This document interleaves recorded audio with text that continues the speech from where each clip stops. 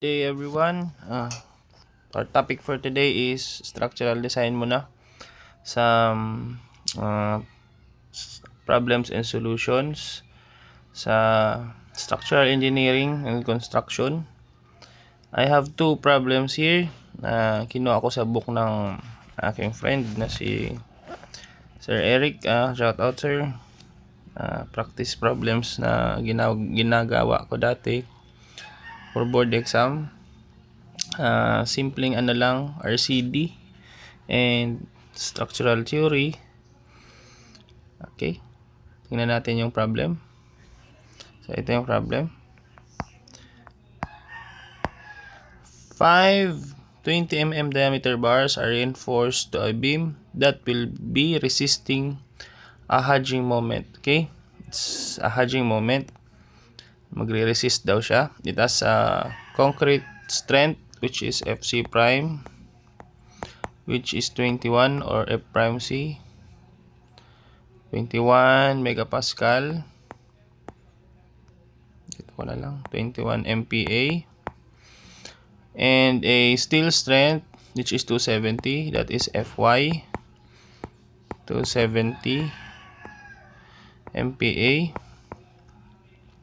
The beam width has 300 mm. Okay, so let's draw here. Ang beam ay like a parabola. Ganyan ang trip ni Sir Eric gawin. Mga problems. Okay, so meron siyang 2 degrees curve. Dito yung vertex. So ito yung 400 mm. Okay,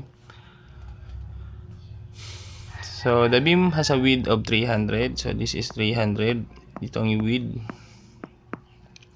And a depth of 500. So itong 400 ko yung effective depth. So the concrete cover is 90 mm. Okay, see figure. Ito yung figure. 90 mm, hindi siya 100 kasi it has a 2 degree curve. So hindi talaga siya magiging 100. So ang tanong number 1 is, which of the following gives the location of the neutral axis measured from the extreme tension fiber? So ito yung tension, dito yung compression side, ito yung okay. So pag 150 siya, so ito yung 500 minus A. Okay, let's draw here. Okay, pwede makadraw. So ito sorry, yan dito, this is 500 minus A, this is A. Okay, so naman kalahati nito is S. It's 150. Tag 150 sila kasi 350 yung width. Okay, so for a parabola with 2 degree curve with vertical principal axis and vertex at the origin. Okay, so location of neutral axis measured from the extreme tension fiber. Ito yun, sa drawing ko na. So what is the square property of a parabola? Kasi unlike sa mga rectangle, okay, ang neutral axis ay nasa gitna, no? But for a parabola like this, you need to find the square property. Okay, x squared. Delete na natin to, nasa given naman yan. Okay,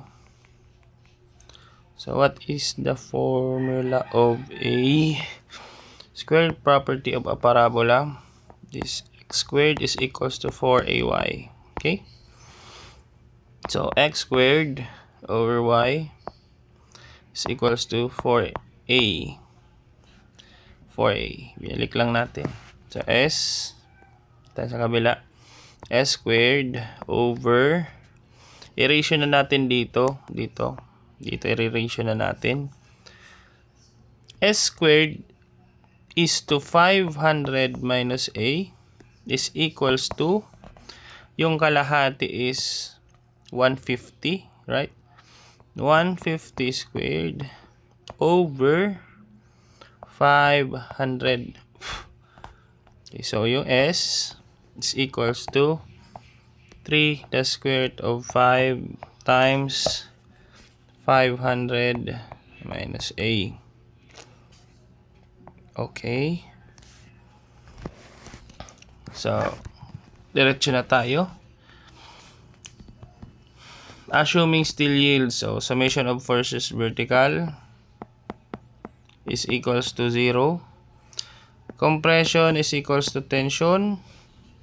So compression is 0.85 FC prime AC. Okay, AC. Area ng concrete. Kasi hindi ito rectangular. Is equals to AS FS. Assuming that still yields. So 0.85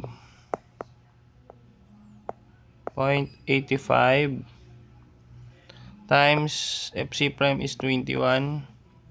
Hanapin natin yung area ng concrete because we will find the location of the neutral axis. Is equals to pi over 4. Area ng steel is yung bakal area times 20, yung mm, 20 mm squared times 5 bars.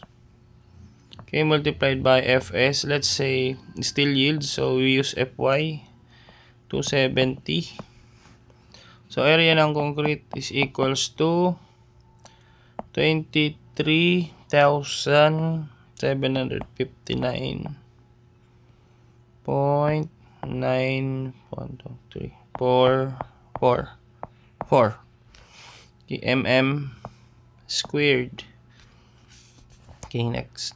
Dito na tayo sa next page para buelo. So area ng concrete is 23,759.944. So ang area ng concrete is parabolic. Okay, parabolic siya. Okay, drawing na natin. This is 300.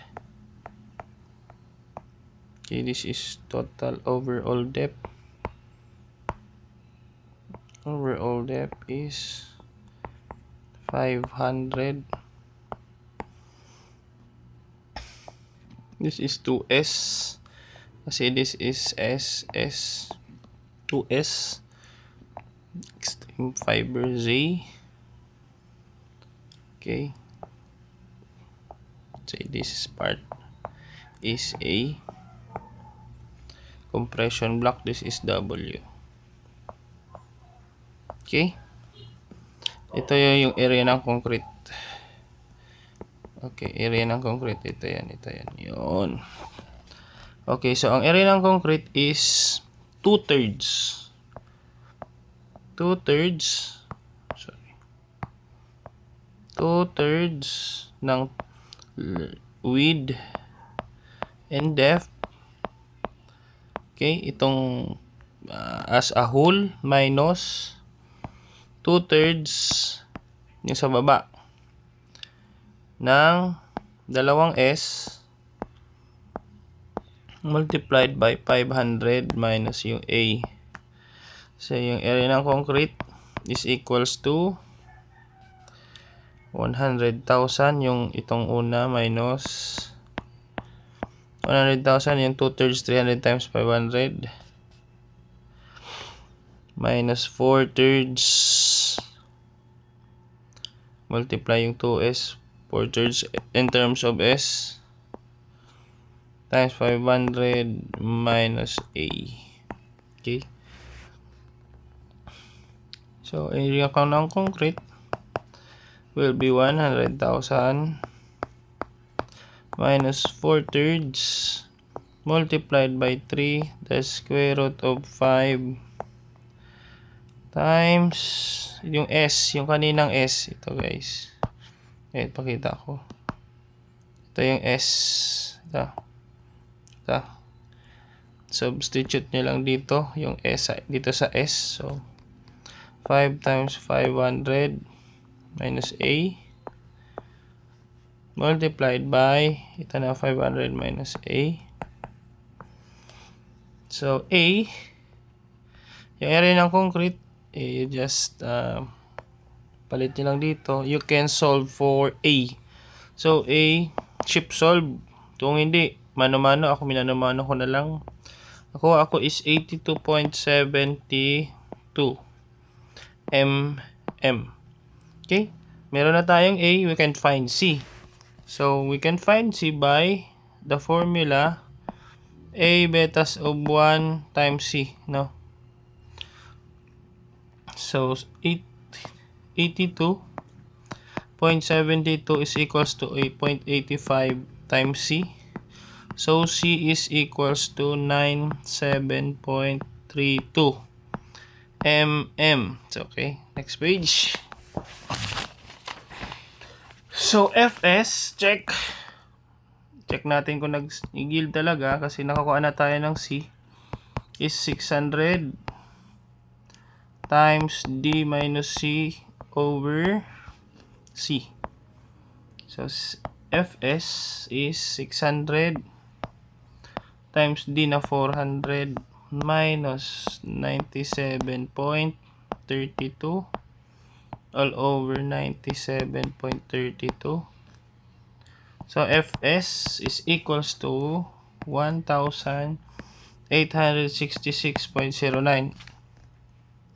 Okay, pag less than 1,000, anong less than 1,000? Transition siya, no? Transition. This is nag-yield na talaga siya. Nag-yield na yung bakal. So, pag less than 500, hindi nag-yield. Transition. Okay, yung 500 to 1,000. Yan. But ito, nag-yield. So, correct ang assumption natin. So, yung H will be, yung total height will be 500 minus natin sa 97 yung sa C. So yung H minus C is equals to 402.6799 or 68 mm. Okay, ito yung neutral axis, no? Haba. Okay, so okay, ito yung 402. Ito yung answer. Okay, next problem. Number 2. Haba ng solution. Doon siya nag-yield. So, minus na natin yung okay, erase muna natin. Okay. Erase na natin. Yes, you can imagine na. I-imagine na naman.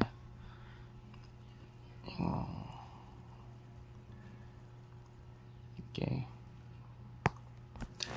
Next is maximum compressive strength of the concrete. Siyempre, ang max compressive is palagi concrete, no? So, saan siya malakas ang maximum? Yung Cmax natin na ito yung Cmax. Okay? So, how do you find? Una, meron na tayong compressive strength. It is given. Next, ang hahanapin natin is yung balance condition. Yung dapat Fs is equals to Fy. So, yung Fs, from the formula, 600 times D minus C over C. D minus C over C. So balance condition, Fs is equals to Fy. Okay? So, Fy is equals to 600 times D minus C na balance condition all over na C na balance condition. So CB transpose 600D over 600 plus Fy, no? So CB,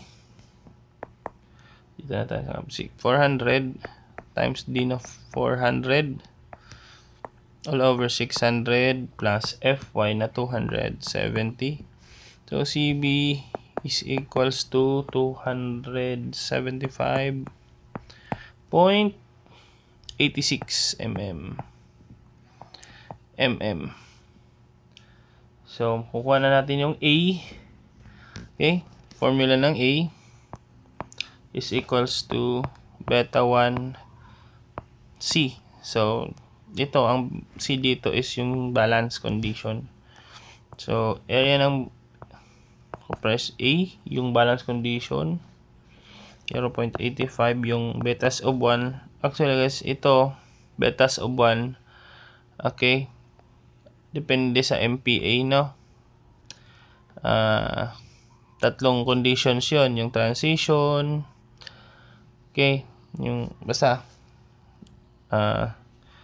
nasa unahan pa yung sa RCDing, tagal lang yung reduction factor na B, okay, nandun yun, hanapin nyo na lang. CB is 275.86. Okay, so yung A sa balance condition is 234.482. So yung max, okay, so yung maximum condition is 0.75 ng A na balance condition. So ito i-multiply nyo pa ng 0.75, so magiging itong 175.862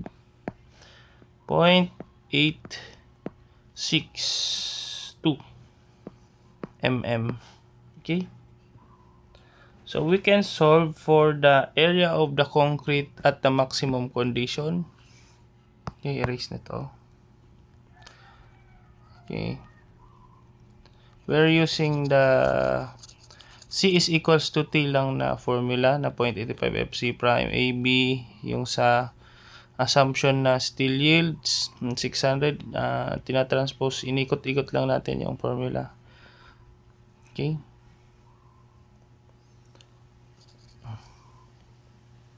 sorry.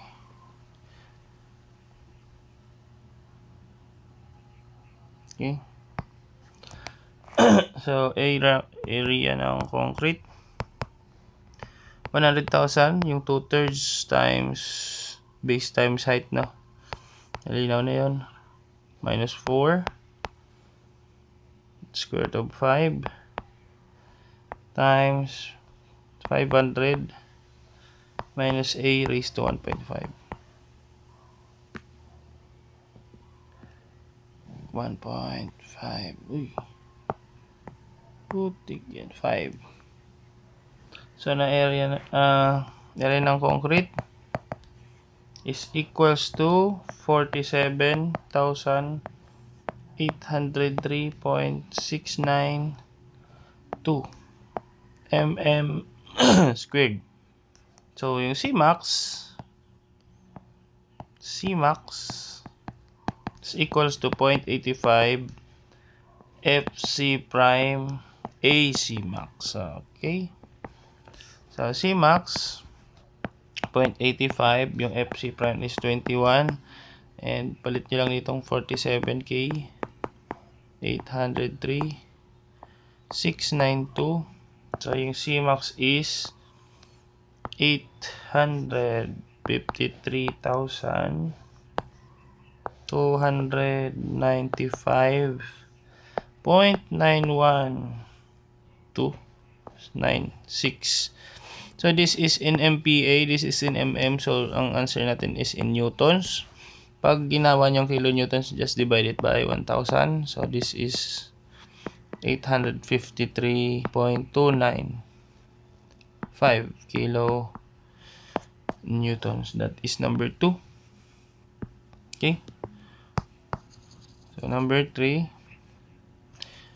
Iba ko muna to ng erase ko muna.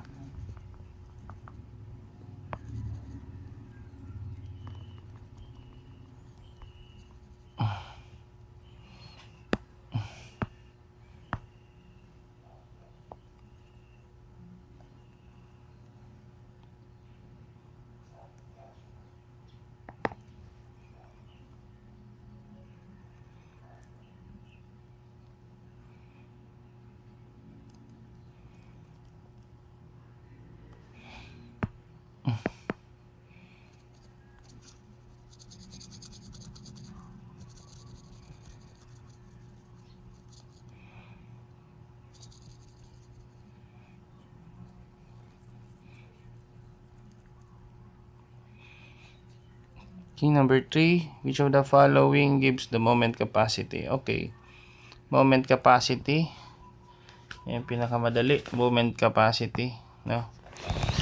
So, MU, ang moment capacity, ang formula niya is reduction factor, C or T, times D minus A over 2. Doon sa triangular. Pero dito, D minus Z. Okay. Yung Z, ito yung Z.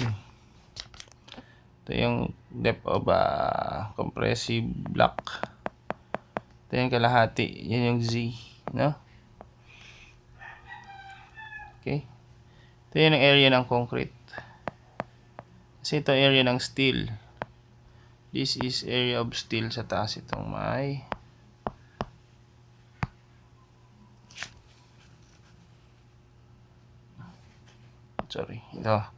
ito yung area ng steel, ito yung area ng concrete. Okay. Okay. So, ang tanong, what is the Z? Okay. So, we will find the Z, moment capacity, area ng beam is equals to yung area 1 plus yung area ng concrete. Okay, yung area 1 sa taas plus area ng concrete. So, this will be 100,000 is equals to A1 plus area ng concrete, which is 23,759.944. So, area 1 is 76,240.05 mm squared. So, how do you find Z? You just use Varignon's theorem. Okay, Varignon's theorem. Varignon's, the spelling is Varignon. Yung paborito paborito ng author, kahit ako paborito ko rin. Area total, okay, white is equals to A1 Y1 plus A2 Y2, okay, etc. etc. Let's get right to the beam. Area ng beam is equals to A1 plus W. Ito yung W sa taas. Di kasi yan same, kasi may degree yung curve, plus ACZ. So 100,000 times, so yung area ng beam, so ang Y niya is yung Y, yung parang niya is sa ganitong class, 2/5 ng total depth. 2/5 ng total depth, which is 500. So is equals to 76 Okay.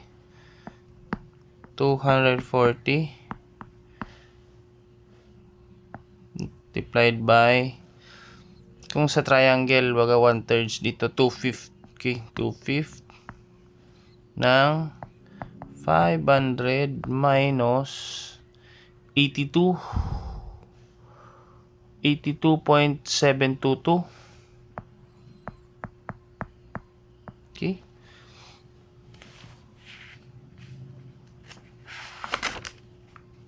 Yun yung ang 82, yun yung A.